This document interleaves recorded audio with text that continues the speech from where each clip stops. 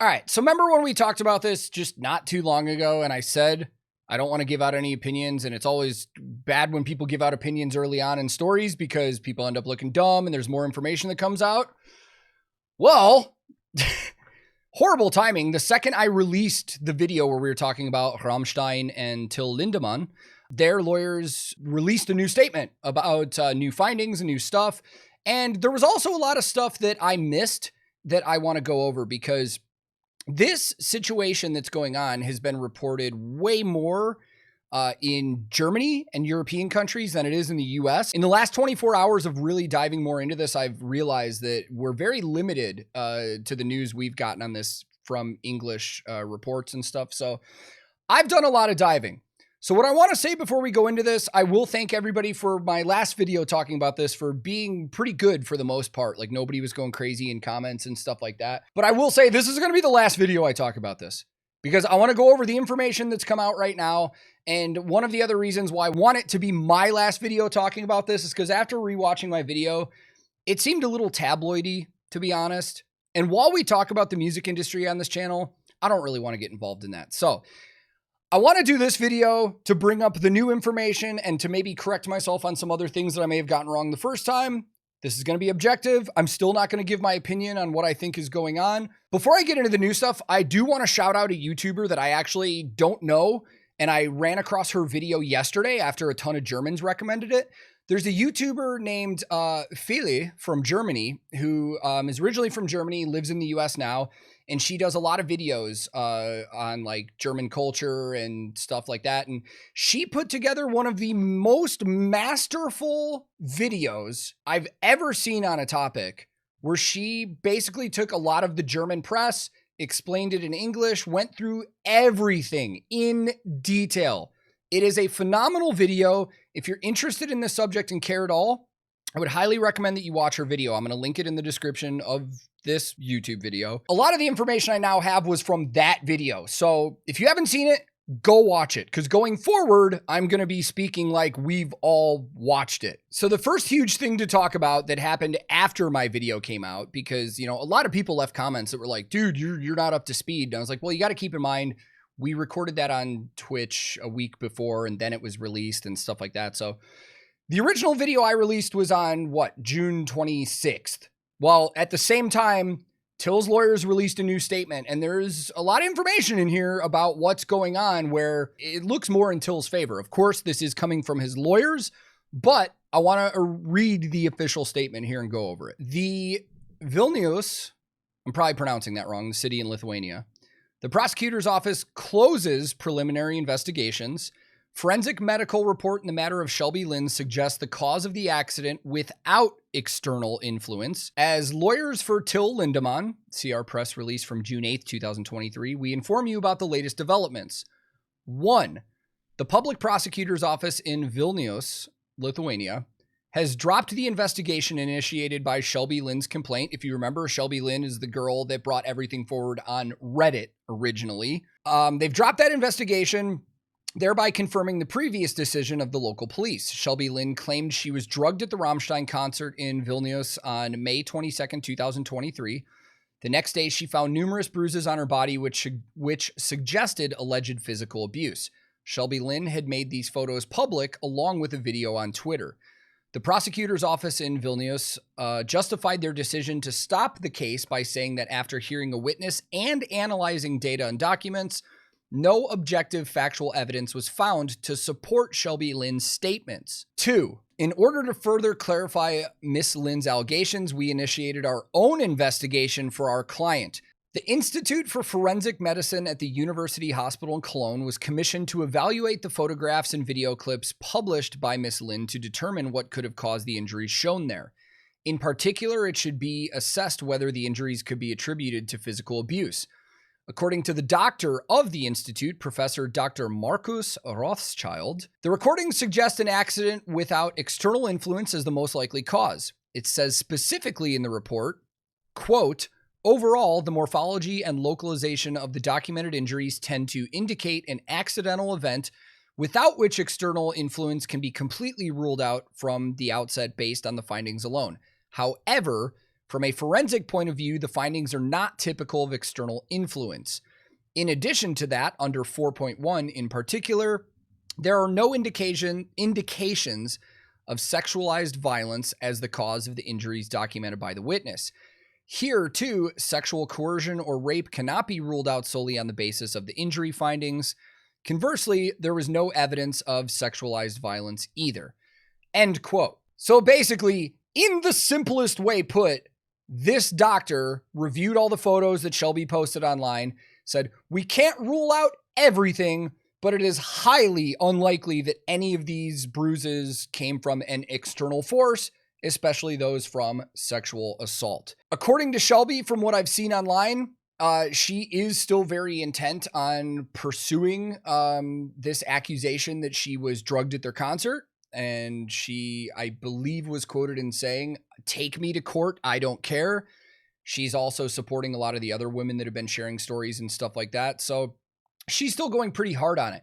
And I think where I misspoke when I was giving the short gist of what happened with her, I had said that she was claiming she got sexually assaulted. I do not believe that that's where she stands right now. I think her big issue is that she was groomed for sex, as she put it, and brought backstage, and she claims she was drugged. I don't think that she's accusing Till of actually sexually assaulting her.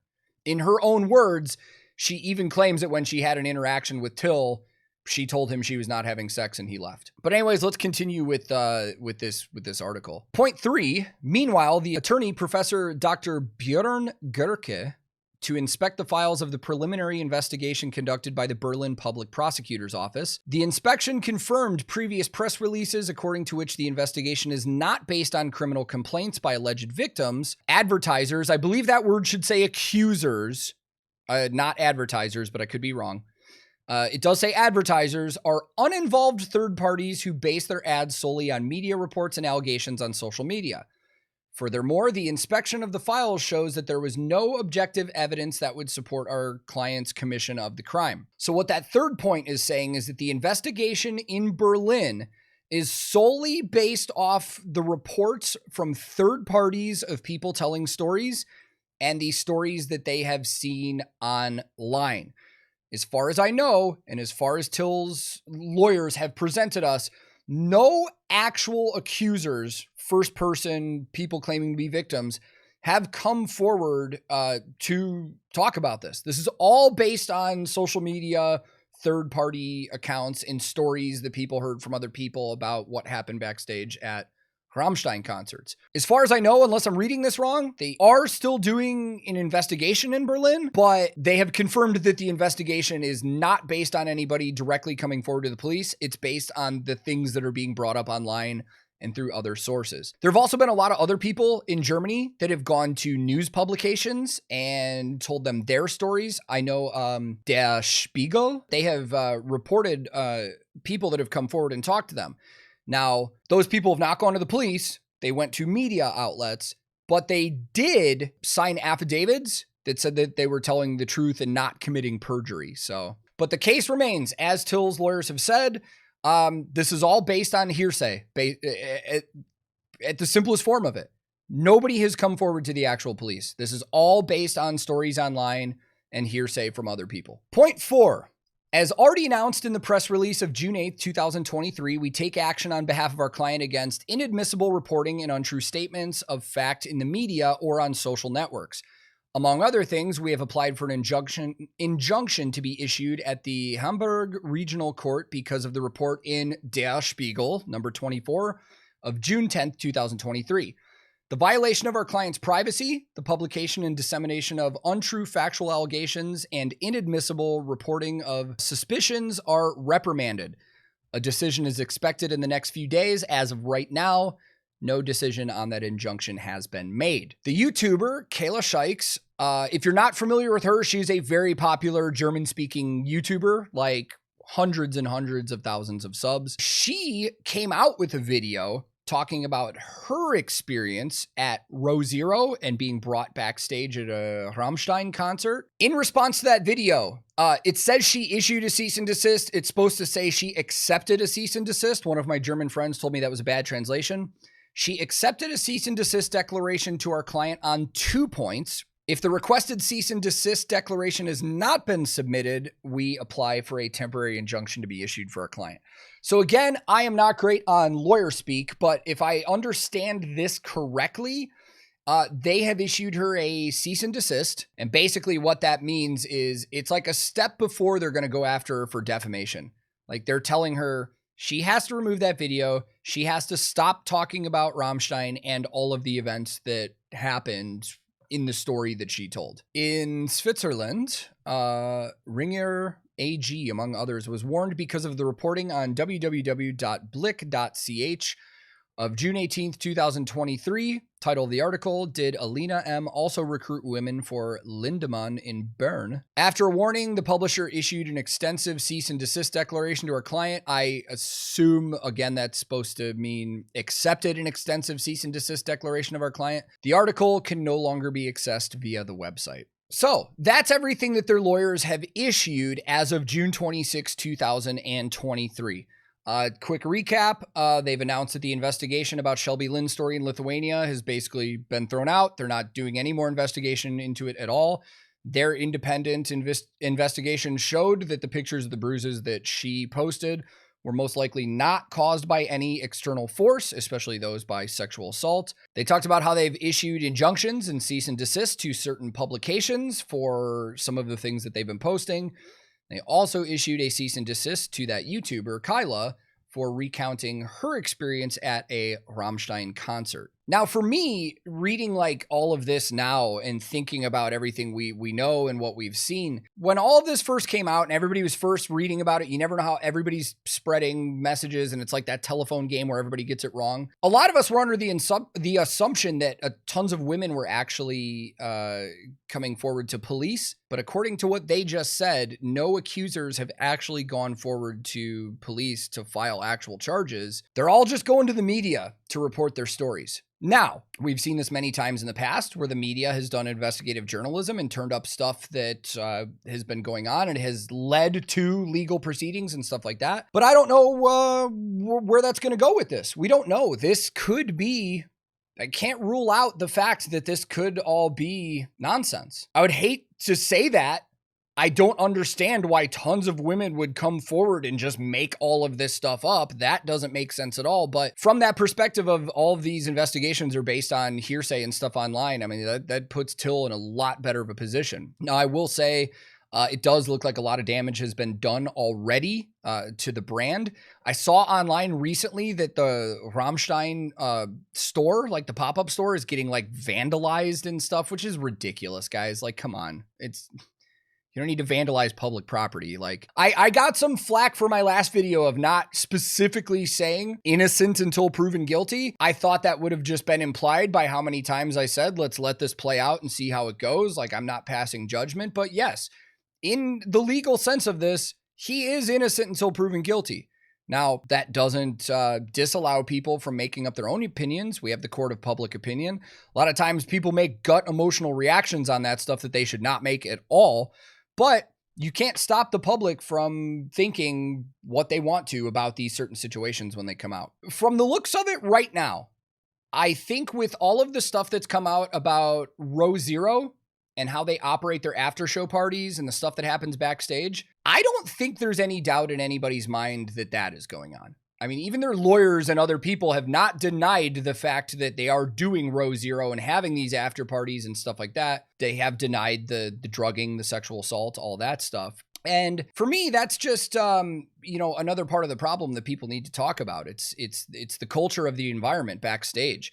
A lot of people in the comments have defended the band by saying, well, these women should know better. Like, they're getting asked to go backstage at a rock show. What do you think is going to happen?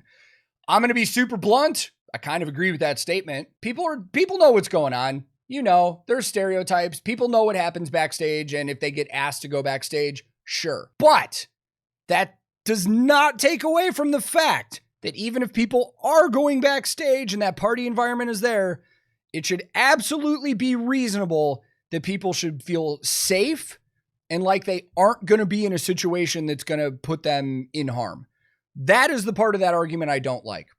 That argument that a lot of people have had on my comments where they're saying, oh, they should know better about going backstage. That's like the sexual assault perpetrator that says, well, she was dressed a certain way. She asked for it. Absolute, utter fucking bullshit. Just because you're in that party environment does not mean anything goes. People should be expected that they're going to be in a safe environment where they shouldn't be uncomfortable and they shouldn't have to worry about these things. That's my point. But anyways, with all of that talked about and out of the way, again, this is going to be my last video talking about the Rammstein and Till Lindemann stuff, mainly because, like I said, I felt a little cheap with that last video. I don't want my channel to turn into a tabloid thing. I want to do music industry discussions, but I don't want to do this. The only reason I wanted to do this video is to correct myself on a couple things and to bring that new information to the table for anybody that is interested in it. But again, there is a lot of information out there. There are a lot of German YouTubers that are translating it to English for people to check out. I would highly recommend watching it if you want to keep up with what's going on, because this is extremely nuanced, dude. There are so many different parts of this specific story that as we sit right now, as I said, I think, we can basically say, yes, Row Zero is a thing and they have built that environment, but are they doing anything illegal? We don't know. We don't know, because the investigations so far have been based off third-party accounts of what's happened. Nobody has gone to the actual police, and they are, again, accusations. So I'm not going to give my opinion. I would highly encourage you to let this play out before you go online and give your opinion, because like I said, a lot of people get heated. A lot of people give out opinions and later look very foolish for doing so. While we should take the allegations seriously when they come up like this, we should also assume that a person is innocent until proven guilty. So again, let this play out, see what happens, and formulate your own opinion after that.